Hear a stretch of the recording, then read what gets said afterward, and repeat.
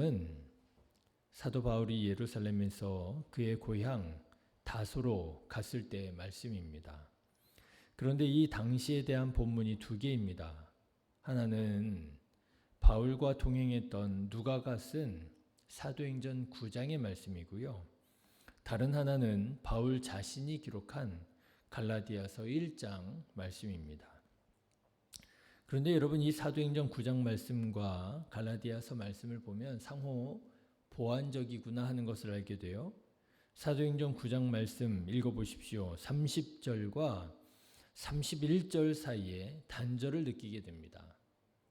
30절에 이런 내용이 나와요. 극렬 유대교인들이 사도 바울을 죽이려고 한다는 사실을 알게 되자 예루살렘의 그리스도인들이 바울을 그의 고향 다소로 보냈다. 이것이 30절의 말씀입니다.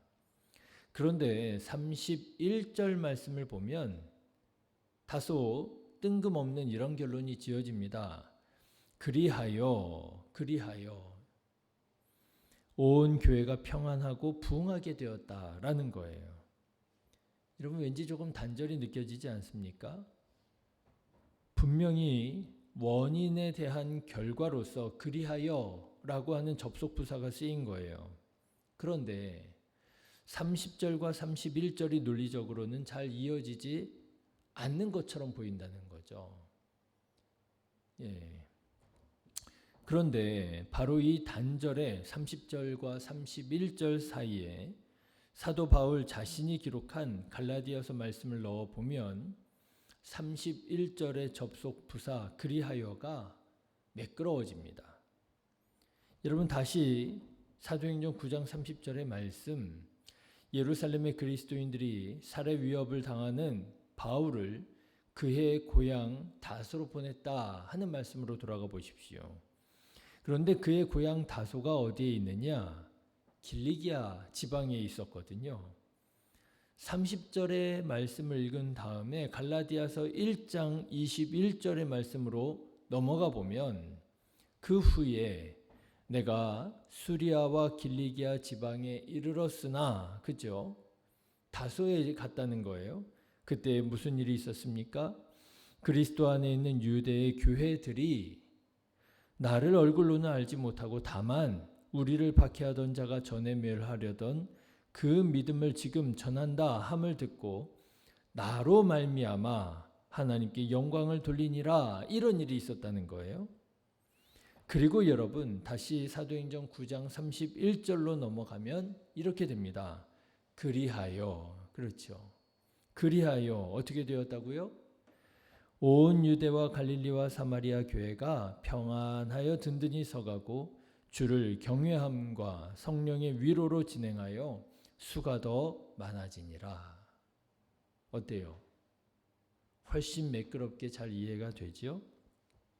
그럴 수밖에 없지요. 전에는 그리스도인들을 박해하던, 교회를 멸하려고 하던 자가 이제는 그리스도인이 되어서 교회를 세우는 자가 되었다고 하니 그 사람 바울을 직접 보았을 때에 그리스도인들이 또 교회가 어떻겠어요?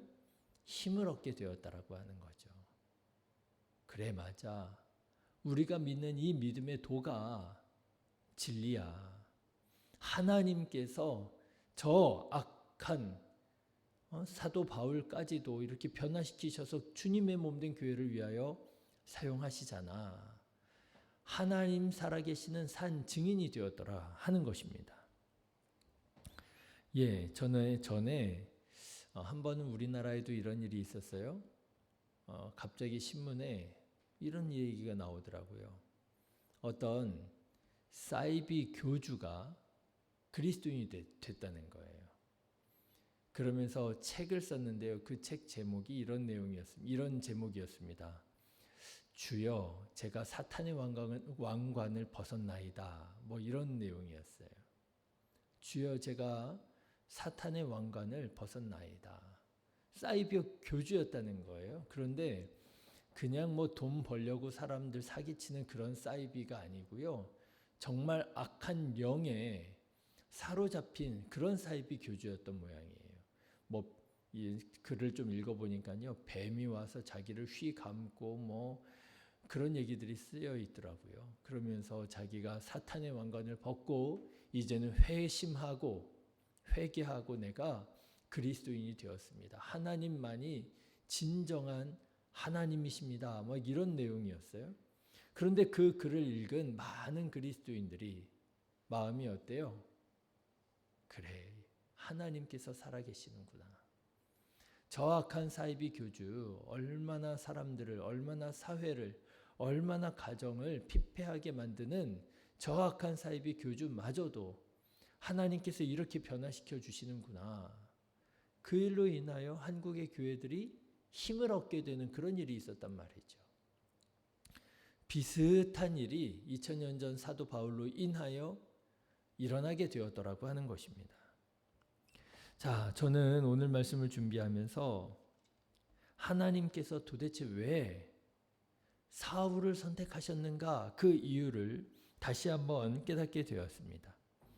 많은 사람들이 있지 않았습니까? 특별히 주님의 교회를 위하여, 예수 그리스도를 위하여 온갖 박해와 핍박을 정말 마다하지 않았던 그런 신실한 그리스도인들이 참 많이 있었어요.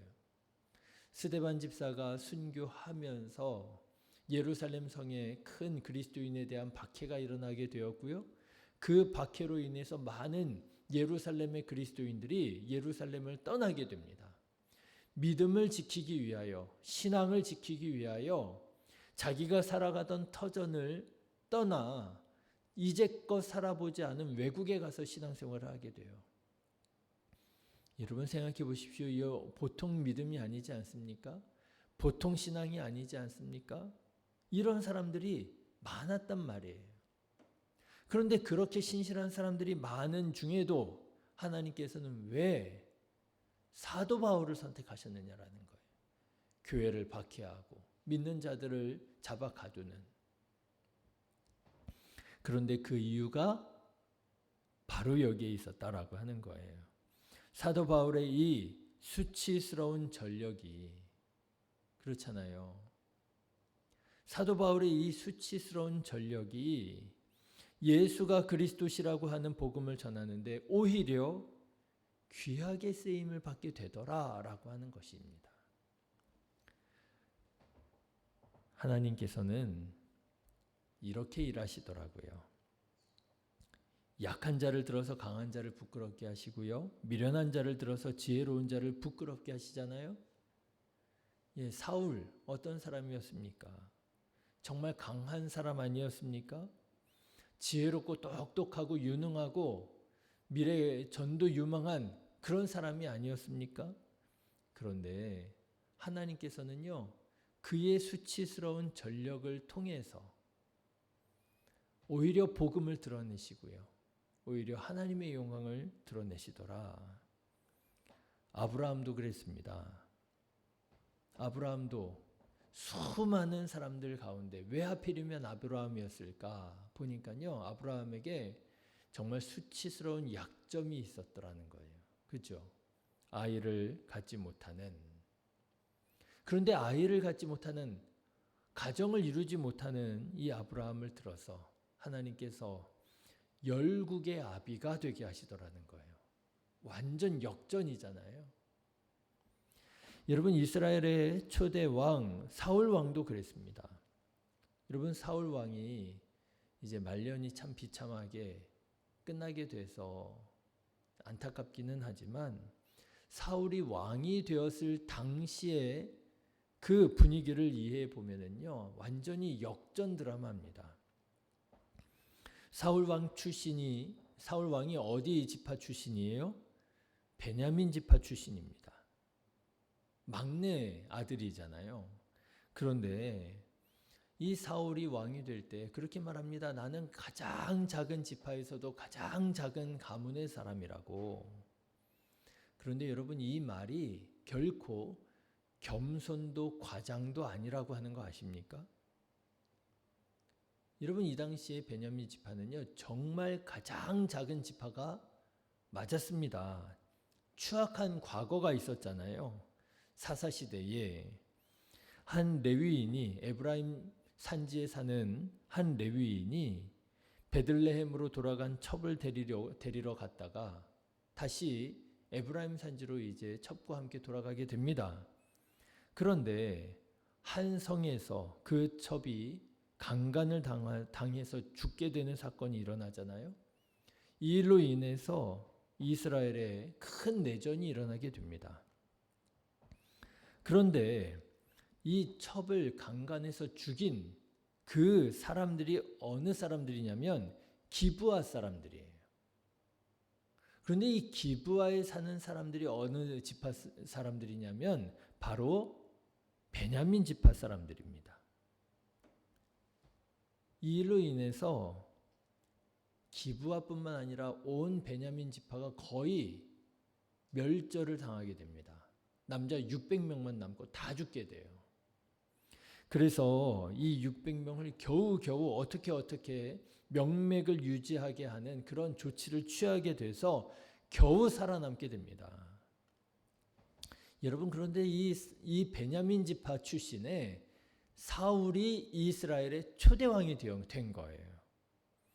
그러니 여러분, 사울 왕이 나는 이스라엘 가운데서 가장 작은 지파요, 그 중에서도 가장 작은 가문의 사람이라고 말하는 것이 결코 과장이 아니었던 거지요. 추악한 과거를 가지고 있는 이스라엘의 내전을 일으킨 베냐민 지파에서 하나님께서는 왕을 세우시더라. 하나님께서 일하시는 방법이에요. 다윗 왕도 그렇지요. 다윗 왕도요, 이새의 막내 아들입니다. 보통 이 당시는 장자들이 뭔가 큰일을 하는 시대잖아요. 그런데 다윗은요, 귀한 손님이 왔을 때 그 손님을 환영하는 잔치자리에도 앉지 못하는 막내 아들이었습니다. 야, 너는 밖에 나가 있어. 나가서 너는 네 할 일 해. 하는 그런 아들이었어요. 그런데 그 막내 아들을 하나님께서는 또 왕으로 세우시지요. 여러분, 하나님께서는 이런 사람들을 선택하시더라는 거예요.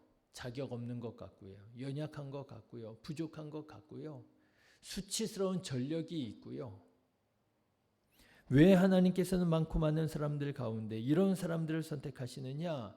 사울 같은 사람을 선택하시느냐? 왜냐하면은요, 그의 수치스러운 전력을 통해서 일하시기 원하시기 때문에 그런 거예요. 그의 전력을 통해서 일할 때에 오히려 더 많은 사람들이 하나님께서 살아계신 진정하신 하나님이심을 깨닫게 되고요. 그의 수치스러운 전력을 통하여 일하실 때에 그리스도인들이 오히려 힘을 얻고 교회가 평안하고 든든하게 세워져 갈 것을 아시기 때문에 그런 거예요. 우리가 잘나서, 우리가 자격이 있어서, 우리에게 어떤 공로가 있어서 우리를 사용하시기 원하시는 것이 아니라 하나님께서는 우리를 왜 부르시고 왜 선택하셨어요?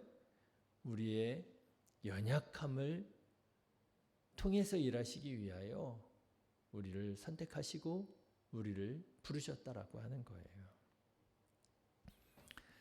다만 여기에 문제가 있습니다. 우리가 우리의 연약함을 주님의 손에 내어드리느냐, 내어드리지 않느냐, 이게 문제예요. 우리가 만일 하나님 앞에서도 우리의 지난 전력을 꽁꽁 숨기고 마치 아무 문제가 없는 사람인 것인 양 의로운 자처럼 행세한다면 하나님께서는 우리를 통해서 일하지 않을 것입니다.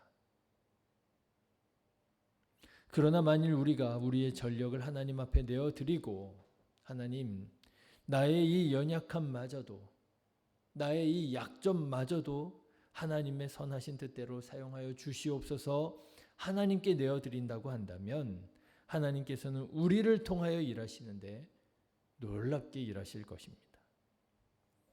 여러분, 여러분에게는 어떤 연약함이 있습니까? 여러분에게는 지난날 어떤 수치와 어떤 전력이 있으십니까? 그 전력을, 그 약점을, 그 수치를 하나님께 내어드리십시오. 하나님 이것도 하나님께서 사용하기 원하신다면 하나님 이것도 하나님 사용하여 주십시오. 내어드리십시오. 자, 여러분 다시 오늘 본문으로 돌아가 보면은요. 오늘 두 본문 사도행전과 갈라디아서 본문을 읽었잖아요. 그런데 이 두 본문의 말씀을 가만 보면 한 가지 이상한 점을 발견할 수 있습니다. 바울이 지금 어느 지방으로 내려갔어요? 그의 고향 다소가 있는 길리기아 지방으로 갔어요. 그렇잖아요. 그런데 사도행전의 말씀을 보면 어디에 있는 교회가 평안하고 든든히 서갔다고 그래요? 온 유대와 갈릴리와 사마리아의 교회들이 평안하고 든든히 세워져 갔다는 거예요. 여러분 좀 이상하지 않습니까? 사도 바울은 지금 길리기아 지방에 가 있습니다. 그런데요, 사도 바울의 그 연약함, 사도 바울의 그 부족함을 가지고 하나님께서 일하시니까 어떻게 되었느냐? 길리기아에 있는 교회들뿐만 아니라 길리기아 지방 외의 다른 지방, 유대, 갈릴리, 사마리아에 있는 모든 교회가 다 든든히 세워져 가는 그런 은혜를 입게 되었다라고 하는 거예요. 예, 우리의 연약함을 하나님께 내어드릴 때, 우리의 지난날의 부족함을 하나님께서 사용하실 때 나뿐만 아니라 우리뿐만 아니라 우리 밖에 있는 다른 사람들마저도 하나님께 큰 영광이 되고 하나님께 큰 기쁨이 되더라. 여러분 이 얼마나 귀한 일입니까? 우리를 사랑하시고 우리를 회복시키시기 원하시는 하나님께 우리의 것을 내어드릴 때 하나님께서는 우리의 이 연약함을 통하여 이렇게 놀라운 일을 이루시더라라고 하는 것이에요. 바라기는 나를 통하여 우리 너머까지도 하나님께서 은혜를 베푸시고 구원하시는데 아버지 하나님께서 귀하게 사용하시는 우리들의 삶이 되시기를 주님의 이름으로 축원합니다. 기도하겠습니다.